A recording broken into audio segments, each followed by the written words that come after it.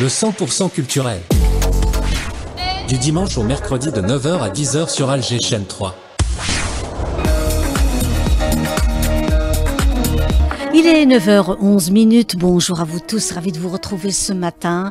Hakim Abdelghafour, le réalisateur, vous salue. On est ensemble jusqu'à 10 h et quel bonheur de le recevoir ce matin. Monsieur Rachid Quraichi parmi nous.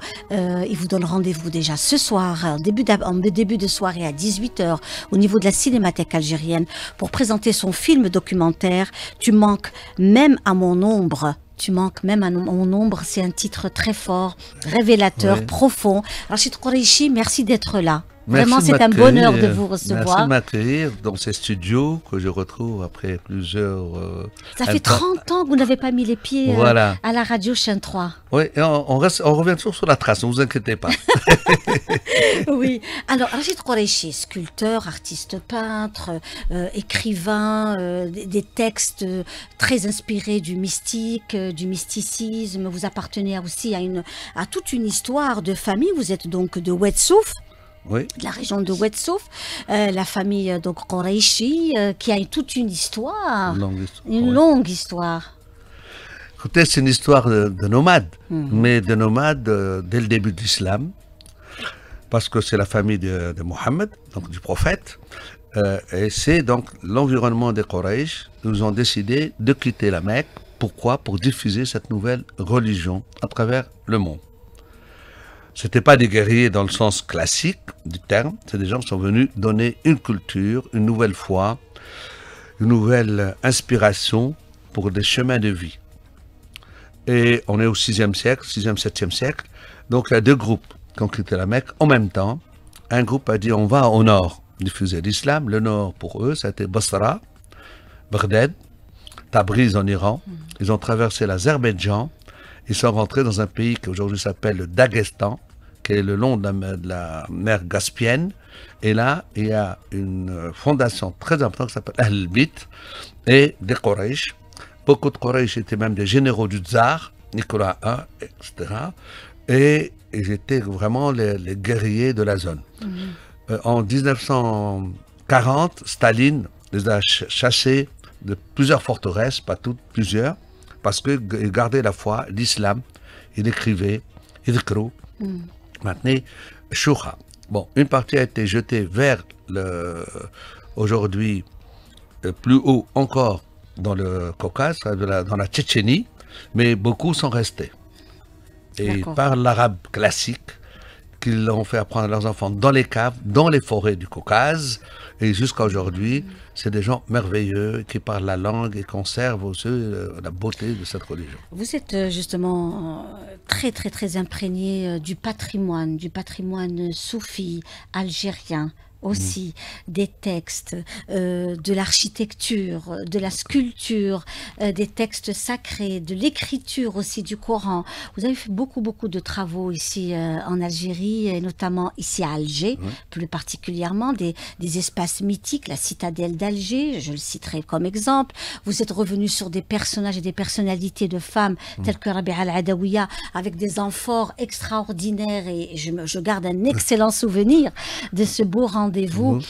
Donc il y a eu des expositions de peinture également ici à Alger. Il y a eu des lectures de textes parce que vous écrivez aussi, vous inspirez beaucoup du Coran, vous vous inspirez aussi beaucoup des personnalités liées à la religion musulmane des quatre coins du monde, et actuellement vous sillonnez. Vous sillonnez pas mal, vous êtes sur Philadelphie, sur Alep, vous êtes aussi en Syrie, vous avez vos ateliers de textile au Caire, vous avez plus de 51 livres écrits, vous étiez l'ami intime de Mahmoud Darwish. Il y a tout un travail qui a été fait autour de cette personnalité qui vous a accompagné, ça a été aussi votre ami. Très cher. Très cher. C'était, je dirais, un frère choisi. Et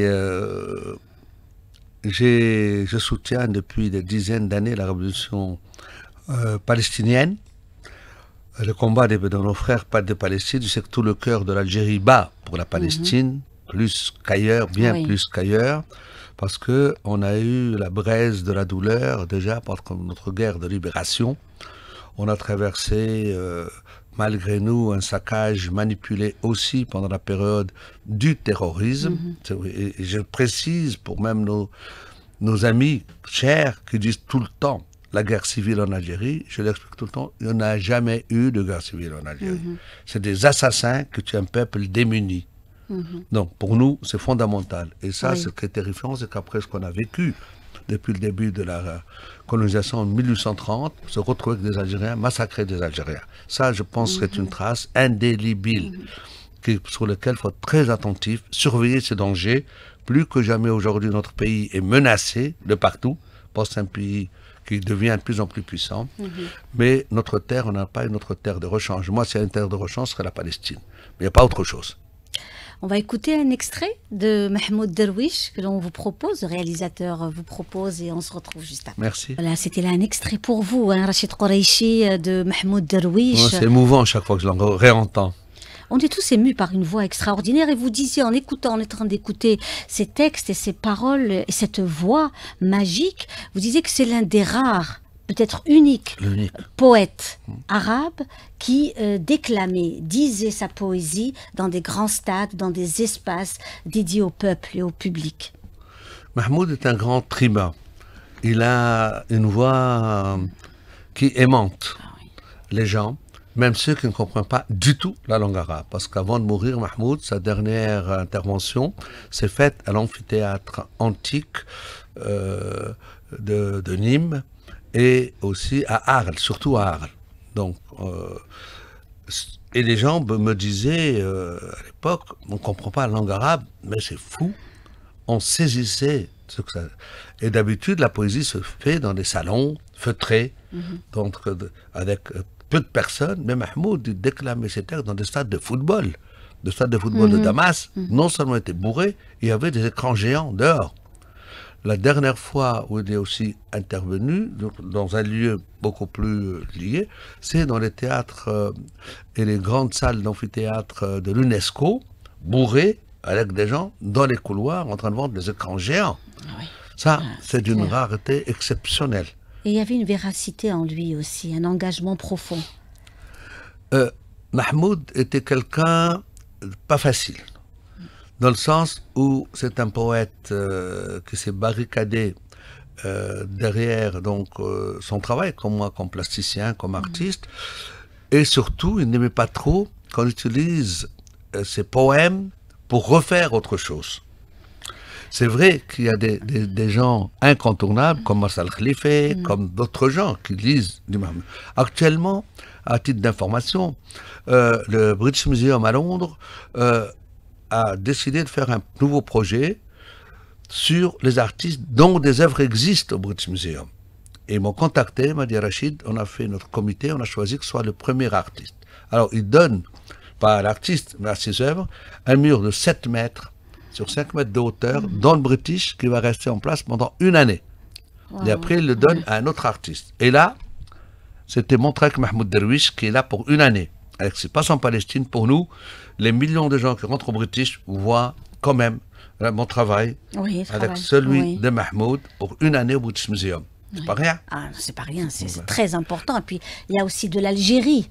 Oui, naturellement. Il y a vous, donc c'est cette Algérie aussi qui est présente avec Mahmoud Darwish au British Museum. Donc, et il y a aussi un Irakien qui est le calligraphe, Hassan Massoudi, voilà, qui a réécrit les textes en koufi. Il a inventé une nouvelle mouture du koufi pour ce projet-là.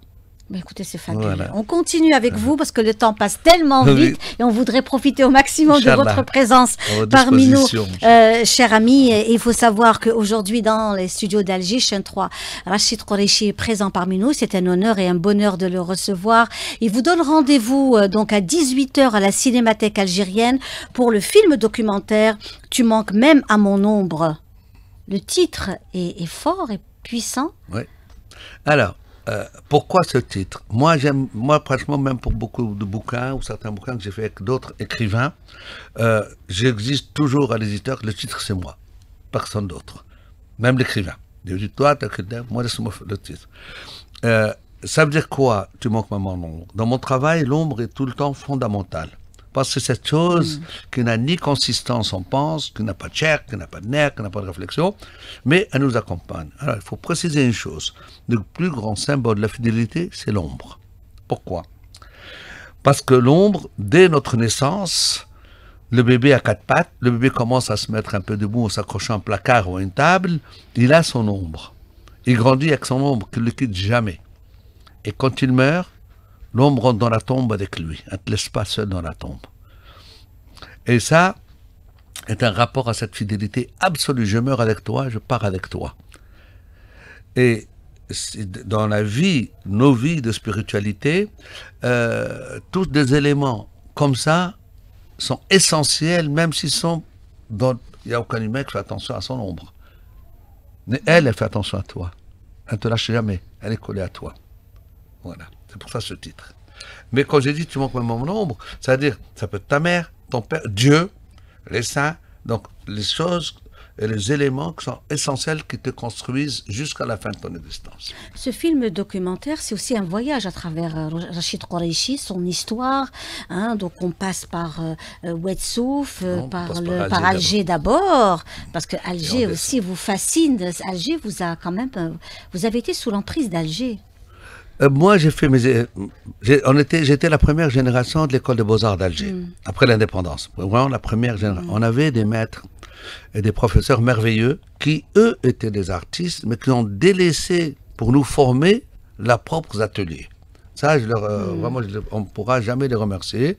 J'ai eu Sibel Chirilles, j'ai eu Ali Khouja, j'ai eu Mesli, notre grand ami Mesli, Adden. Voilà. On salue Adden hein, aujourd'hui.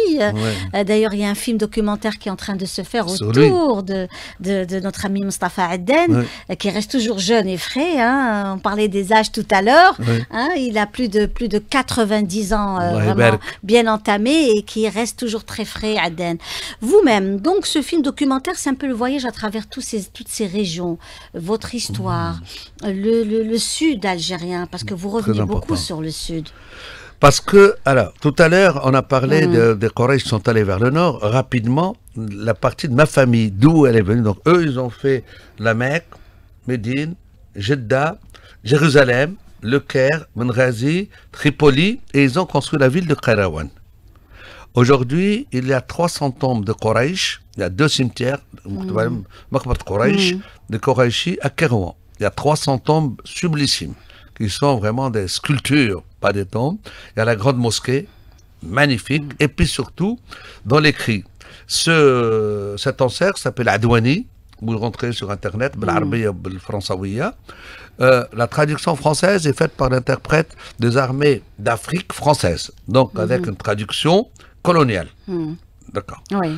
Donc, mais il a été créé en 1868. Après, donc, ils ont fait tout ce cheminement. Ils ont surtout créé le plus beau Coran de l'islam, qui s'appelle le Coran bleu, que vous pouvez trouver sur le site aussi, Coran bleu de Kairouan. Et ils ont inventé l'écriture Kofi Kairouani. Et pendant cette période, 2 femmes riches des Quraysh, donc qui étaient à Kairouan, ont financé la construction et la fondation de la Qarawiyyin, la grande mosquée de Fès, universitaire aussi. Et les gens ne font pas attention pourquoi elle s'appelle Qarawiyyin, parce que c'est des femmes de Kairouan qui ont financé la création de ce lieu. Donc c'est pareil, les femmes avaient une pose importante. Toujours. Et on continue avec donc Biskra. Oui. Biskra, et la région de Biskra. Alors, là, Biskra, parce que l'Adwani était, on dirait, si c'était pendant la Révolution, le commissaire politique de Sidi Oqba. Lui, c'était le général en chef donc, de l'armée. Voilà. Et Sidi Oqba a été poignardé dans son sommeil par Qusayla, qui s'est réussi à se détacher ses liens, et elle a le poignardé sous la tente.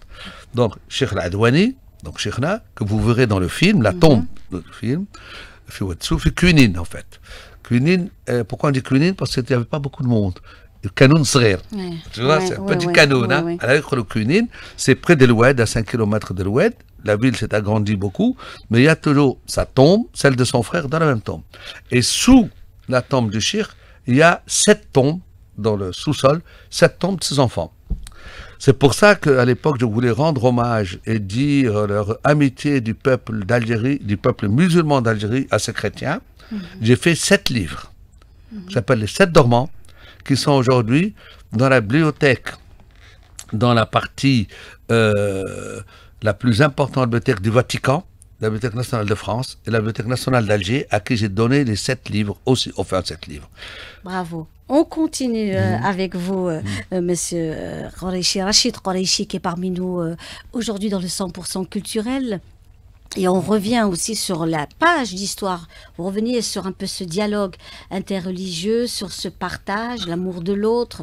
Il y a eu aussi le travail que vous avez fait autour de le travail autour de cette construction du cimetière, du château d'Ambroise, où il y avait un nombre important, la famille de l'émir Abdelkader. Il y a un livre qui a été fait autour de cela. On salue Madame Chawati ML, qui a fait un travail extraordinaire autour de château d'Ambroise, l'émir Abdelkader et les siens, c'est-à-dire ceux qui étaient complètement abandonnés, un espace abandonné. Vous disiez c'est bien que c'était une fosse commune. Vous avez fait tout un travail il y a quelques années. Vous étiez venu nous en parler à la télévision à l'époque, et puis vous avez donc restauré toutes ces tombes où il y avait des enfants, où il y avait aussi l'une des épouses de l'émir Abdelkader, le personnel. Le personnel, oui. Ouais. En fait, comme le temps est serré, donc je vais essayer d'aller un peu vite. Et en fait, je faisais un projet au château, donc qui est à côté. Il y a un château à côté qui, tous les ans, donne à des artistes, à des paysagistes, etc., la même surface de terrain pour faire un projet du jardin idéal. Moi, je fais un projet que j'appelais les jardins du paradis, en reprenant des textes sur les plantes, etc., qui existent dans le Coran, autour des paradis, Firdaus, etc. Et j'avais du temps, c'était le château de Chaumont-sur-Loire. Tous les printemps, ils font des inaugurations, où les gens viennent du monde entier pour voir, c'est des merveilles. Et puis je me dis, tiens, j'ai 3 heures entre le train pour me ramener à Paris. Allez, je vais monter au château d'Amboise à pied, on marche, faire une prière sur les tombes. Donc c'était, pas de tombes, pardon, c'était sur la fosse commune. C'était une terre battue, il n'y avait rien. J'arrive rapidement, j'essaie de le faire rapide, je faisais une prière, passe 2 petits chiens sous mes mains en prière. Je finis ma prière, je me retourne, où vont les chiens? Ils vont vers une dame. Je vais là-bas, je dis, madame, excusez-moi, vos chiens pissent sur des corps humains, ça serait bien quand même de les retenir. Elle m'a dit, vous êtes qui? Je lui ai dit, je suis l'artiste un tel. Elle m'a dit, vous travaillez là? J'ai dit non. Alors elle me dit, mes chiens, ça fait longtemps qu'ils pissent là, ils vont continuer à pisser là. Et j'ai déclenché ce processus. Je dis, madame, dans pas longtemps, vos chiens, et peut-être même vous, ne pourrez plus rentrer au château. Ah bon, vous avez ce pouvoir? Je dis, c'est le pupille de vos chiens qui me l'a donné. Et c'est là où j'ai enclenché un processus de dire, chercher d'abord les archives, savoir qui sont les personnes, les squelettes qui restent et les restes de ces gens-là, qui sont là. Et puis en même temps, de dire, puisque aucun d'entre eux n'est allé à la Mecque. Ils sont tous morts là. Oui. Donc, et puis je voulais aller vers l'émir, là où il était enterré, avant qu'on ramène ses cendres en Algérie. Donc, sous la coupole, où il y avait le corps et les restes de Mahidine ibn al-Arabi, il y avait la tombe de l'émir à côté. Donc, j'ai réalisé toutes les pierres des tombes en forme de Kaaba. Et avec la pierre de Alep, qui est une pierre dorée magique. Et tout ce cube énorme, écrit, etc., gravé, sculpté dessus. Et ces blocs, comme des Kaaba, donc 25 Kaaba, on est venu avec par le port de Fosse, on les a remontés jusqu'à Amboise, et au centre, et en bronze, coulé, fondu aussi à Alep, il y a le nom de la personne. Ce qui fait que quand le soleil se lève, l'ombre du nom est sur donc, ces cubes, et elle tourne autour de ces blocs avec le soleil, comme Tatawouf, quand on est donc à la Mecque. Alors, magnifique. Tout le jardin est planté de chieh, qui est la plante amère, quand on le montre, c'est l'amertume de la mort. Et au milieu, il y a une diagonale qui traverse tout ce lieu, qui indique la direction de la Mecque. Et de chaque côté, il y a 7 cyprès de Florence qui partent du sol, les racines, ils montent comme une flèche vers le ciel.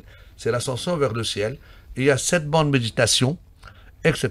Aujourd'hui, des pèlerins viennent de partout, et surtout les musulmans migrants qui ramènent leur famille. Voilà une très très belle chanson qu'on fredonnait donc avec Monsieur Rachid Koreichi, tous les deux, une très très belle chanson. Sublime.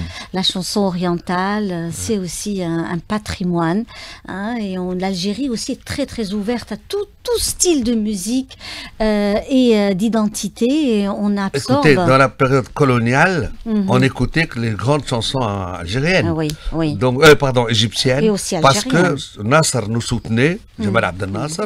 Le gouvernement provisoire algérien était aussi au Caire, il ne faut pas oublier. Donc pour nous, l'Égypte des gens sensés. Hein. Moi, je ne parle pas des dépassements de temps en temps à cause du foot. Alors vous voyez, pas dans le même terrain. Oui. Et le 100% culturel continue avec des news, des rendez-vous. Vous le savez déjà.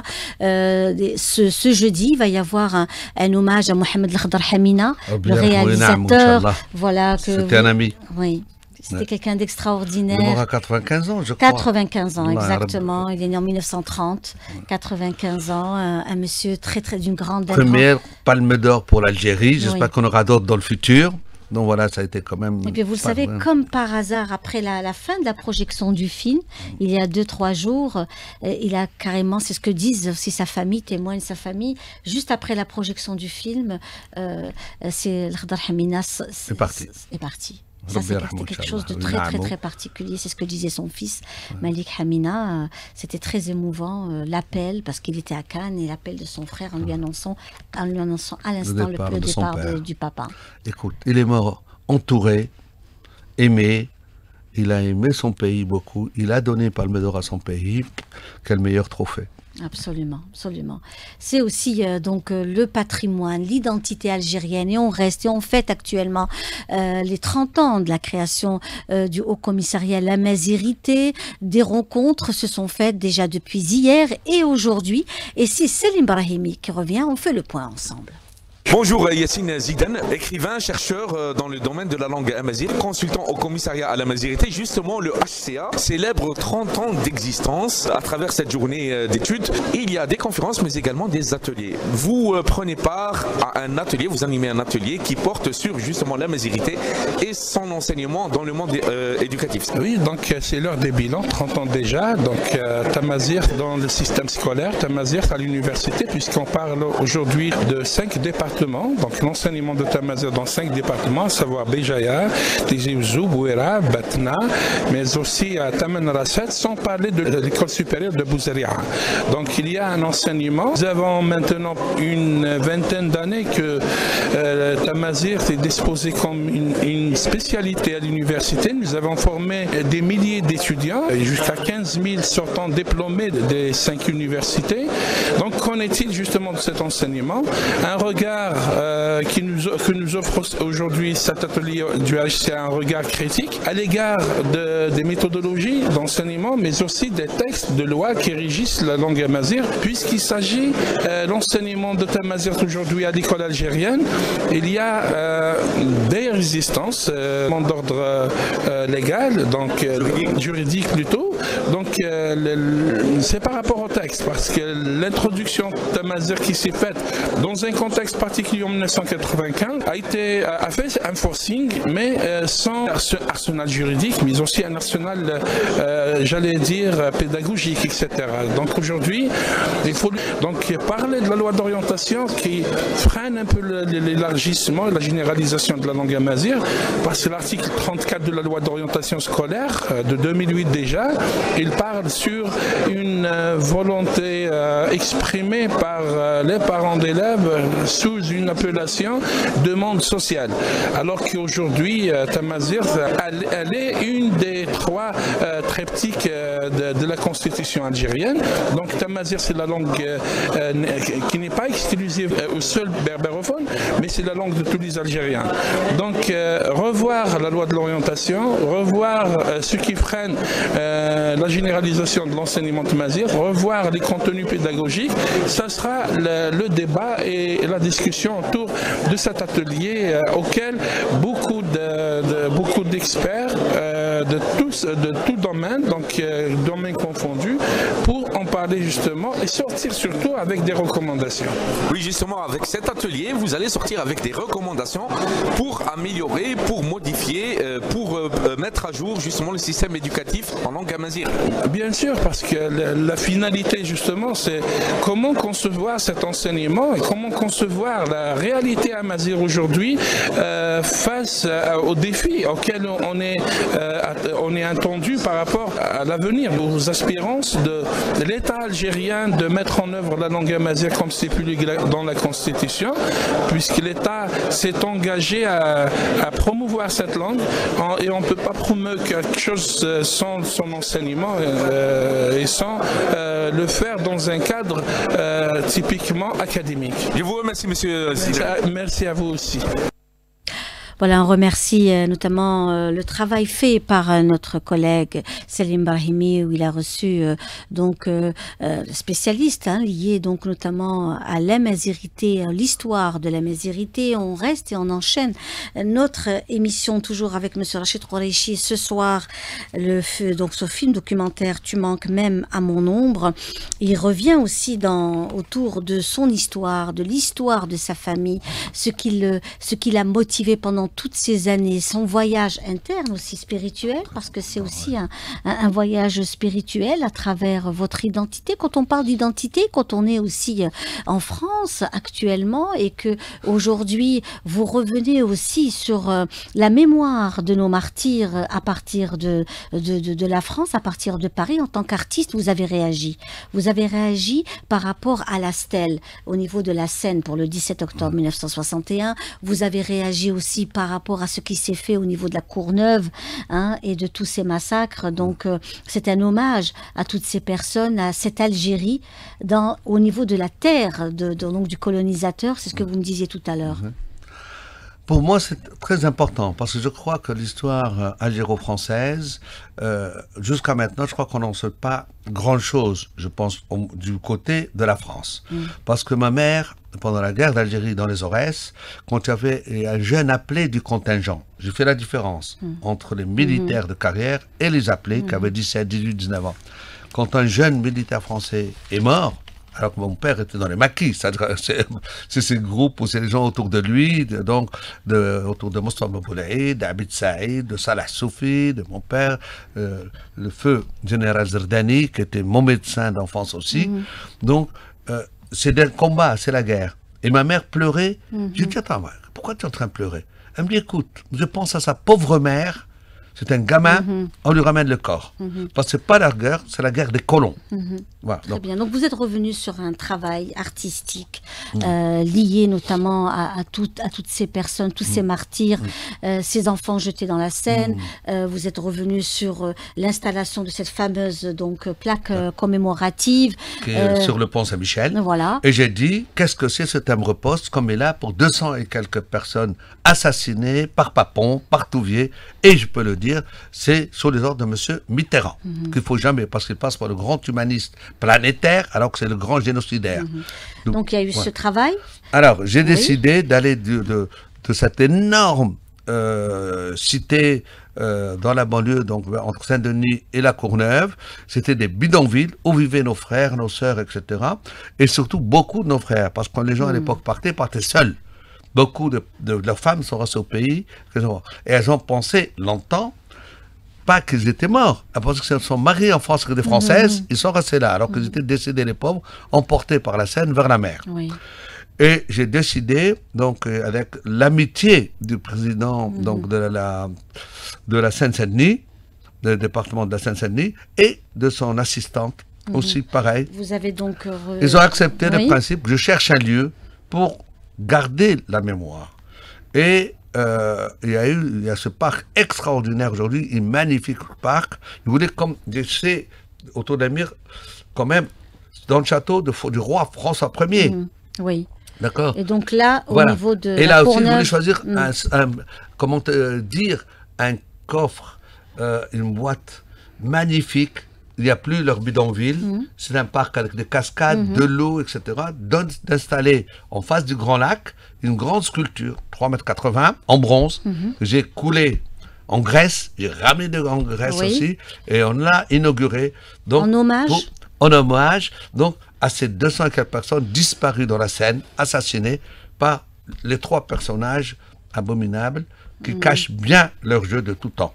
Alors ça, c'est vraiment donc une sculpture, on peut visiter, on peut aller. Ah oui, absolument, c'est ouvert. Et cette sculpture, je l'ai appelée Le Vigilant.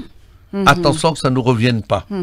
Voilà, c'est avec un long cou de bronze, mais qui regarde à l'infini et qui protège l'âme de tous ces gens-là disparus. Écoutez, c'est magnifique, vraiment. Tout ce travail que vous faites dans un pays qui a été aussi très, on n'oubliera jamais, bien sûr, l'histoire. Et vous êtes là, à travers vos œuvres artistiques, hein, vous arrivez à cristalliser notre histoire en France et cristalliser donc ce cri humaniste que vous lancez à travers vos activités artistiques et culturelles. Le film documentaire, c'est aussi vous, c'est la Zaouia Tidjaniya, donc on voyage aussi à travers la Zaouia Tidjaniya. Donc vous êtes partie, donc faites partie de votre famille à partir à cette Zaouia, à cette confrérie autour de l'histoire. On revient aussi à le Moulid Nabawi Sharif. Pendant, donc, vous avez filmé, il y a eu un travail qui a été fait, vous étiez présent.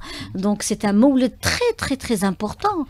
Beaucoup de confréries viennent fêter le Moulid dans cette belle région de Temassine. Oui. Alors, pour le Moulid Nabawi, bon, moi j'ai ramené mon ami Laurent Boulard, parce qu'il ne connaissait pas les rites, les trucs, etc. Bon, je voulais qu'il découvre avec ses yeux ce qu'est notre islam, pur, saint, fraternel. Oui. Quand on dit fraternel, moi je me bats toujours aussi du côté de nos frères chrétiens et sœurs chrétiens. Pourquoi? Parce que le monde entier, et peut-être même nous, nos populations, oublient que ce pays a une forte présence chrétienne. On est quand même le pays de Sainte Monique, Saint Augustin, Saint Cyprien, Saint Donat, et on a eu 4 papes algériens. Cherchez sur Internet le pape Victorien, un des immenses papes.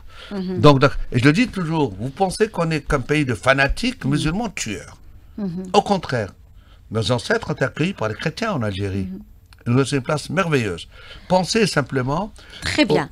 Donc on revient justement au Moulid Nabawi Sharif et justement à toutes ces activités liées aussi à votre film documentaire. Donc il y a le Moulid Nabawi Sharif dans la région de Ouargla, au niveau de Temassine. Qu'est-ce qu'on va découvrir encore ce soir? Dites-nous un peu. Eh bien, écoutez, vous allez découvrir d'abord mon chemin de vie, parce qu'il commence à Alger, à la Casbah d'Alger, et c'est pas pour rien qu'on a fait la Casbah.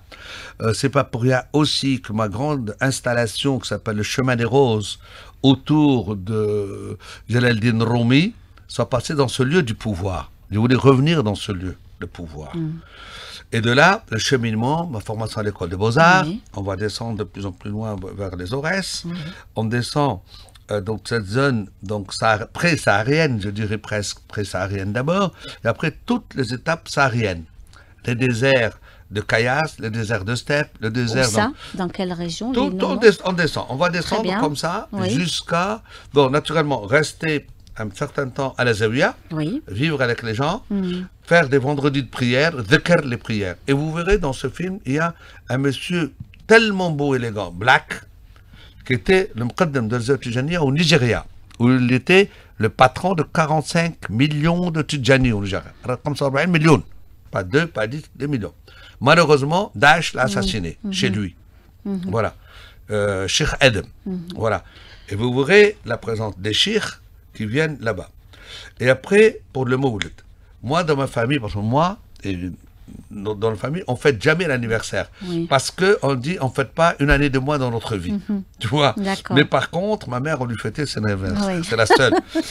Alors, on continue. Donc, après, il nous reste que 3 petites minutes avant la fin. On profite au maximum. Alors, et on descend au fin fond du Sahara par Djanet. Et de Djanet, on a fait par la route pratiquement jusqu'à Tam.